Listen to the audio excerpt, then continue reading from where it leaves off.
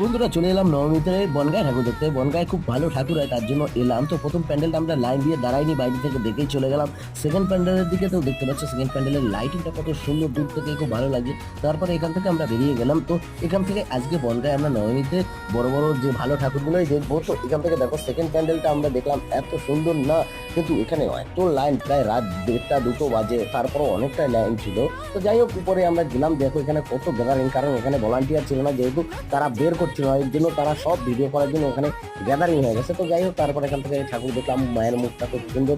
তারপরে চলে এলাম আমরা 3 নম্বর প্যান্ডেল দেখতে। তো 3 নম্বর প্যান্ডেল মানে আমার দেখা সব থেকে ভালো প্যান্ডেল এইটা, আর এই সেকেন্ডটা, কারণ এটা একটা খুব সুন্দর একটা মন্দির। তো দেখতে পাচ্ছ মন্দিরের আদলে করেছে, এত সুন্দর না দেখতে, জাস্ট ওয়াও। আর এটা মেলার মাঠের মধ্যে হয়, একটা দারুণ একটা ইয়ে থাকে। তো তারপরে ভিতরে ঢুকলাম, ভিতরে ঢুকে দেখো উপরের কাজটা এত সুন্দর করেছে না, এখানে দেখতে হবে হাতের ভিতরে উপরে হাতের কাজটা খুব সুন্দর।